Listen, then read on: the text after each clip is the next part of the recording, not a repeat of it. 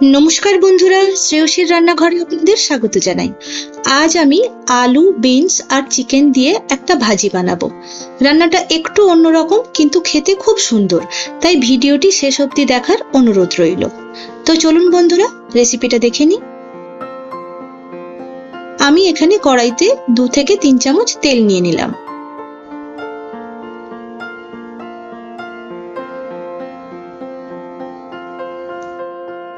তেলটিতে প্রথমে শুকনো লঙ্কা দিলাম 2টো, এরপর সামান্য গোটা গোলমরিচ দিয়ে দিলাম,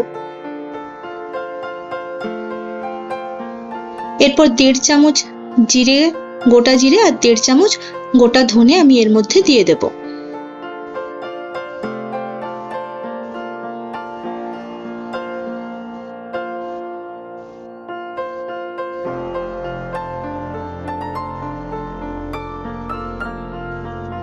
দিয়ে একটু ভেজে নেব। একটু ভাজা হয়ে গেলে আমি একটা ছোট্ট বাটির 1 বাটির একটু কম নারকেল কুচিয়ে দিয়ে দিলাম। দিয়ে এই সমস্ত মশলাগুলি আমি ভালো করে ভেজে নেব।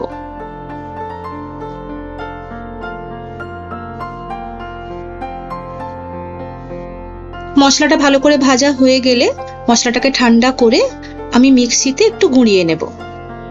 মিহি গুঁড়ো হবে না, আধ ভাঙা মতন করে গুঁড়িয়ে নেব, অবশ্যই সেটা এই তেল সমেত। এরপর কড়াইতে আমি আবারও সামান্য তেল নিয়ে নিলাম।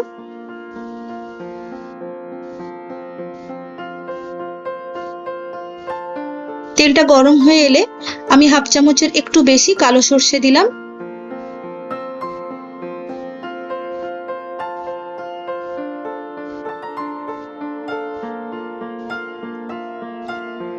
কিছুটা কারি পাতা ভালো করে ধুয়ে পরিষ্কার করে দিয়ে দিলাম।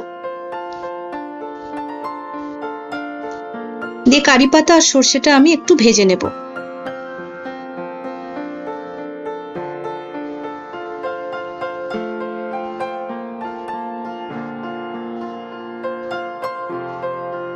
মোটামুটি কারি পাতাটা ভাজা হয়ে এলে আমি এখানে 2টো পেঁয়াজ কুচি করে দিয়ে দিয়েছি।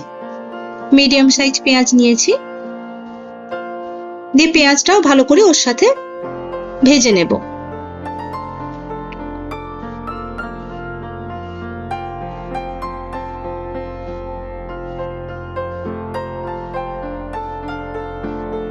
আমি এখানে সামান্য 2 চামচ মতো তেল অ্যাড করলাম, কারণ তেলটা আমার একটু কম মনে হয়েছিল।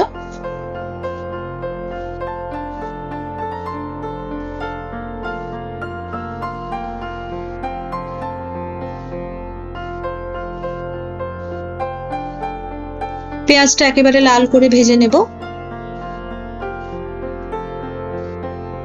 পেঁয়াজটা মোটামুটি ভাজা হয়ে এলে আমি এখানে 300 থেকে 400 গ্রাম মতো বোনলেস চিকেন একটু লম্বা লম্বা করে পাতলা করে কেটে এর মধ্যে দিয়ে দিলাম।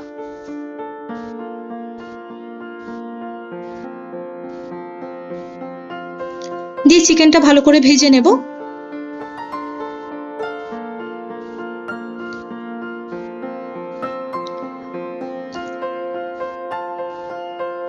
একটু নেড়ে চেড়ে যখন একটু ভাজা ভাজা হয়ে আসবে তখন এর মধ্যে আমি 2টো আলু এইভাবে লম্বা করে কেটে দিয়ে দেব।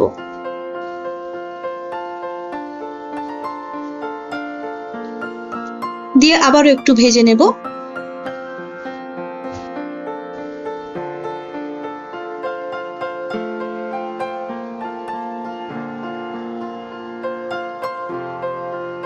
এরপর আমি 150 থেকে 200 গ্রাম মতো বিনস এর মধ্যে দিয়ে দিলাম।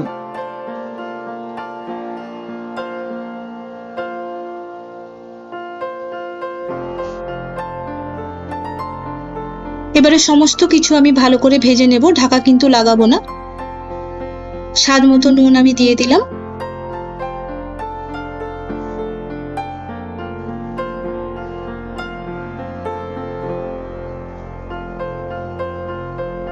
গ্যাসের ফ্লেমটা একটু কমানোই থাকবে, মিডিয়াম থাকবে গ্যাসের ফ্লেম।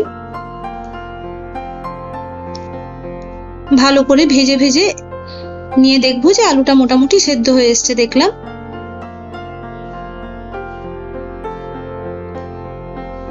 এরপর ওই ভেজে রাখা যে মশলাটা আমি একটু গুঁড়ো করে রেখেছিলাম মোটামুটি 1 বাটি মতন, তার আমি 3 ভাগ দিয়ে দিলাম।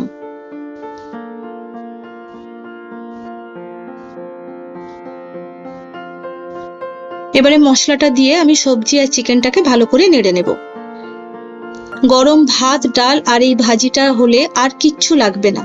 একবার এই রান্নাটা ট্রাই করবেন, খুব ভালো খেতে হয়। মোটামুটি নেড়ে চেড়ে একটু ধিমে আঁচে দিলে রান্নাটা মোটামুটি কমপ্লিট। যদি আমার রান্নাটা আপনাদের ভালো লেগে থাকে তাহলে চ্যানেলটি সাবস্ক্রাইব করতে ও ভিডিওটিতে একটি লাইক দিতে ভুলবেন না। আর রান্না সম্পর্কে যদি কিছু জানার থাকে বা বলার থাকে তাহলে কমেন্ট বক্সে এসে অবশ্যই জানাবেন। সবাই ভালো থাকবেন। ধন্যবাদ।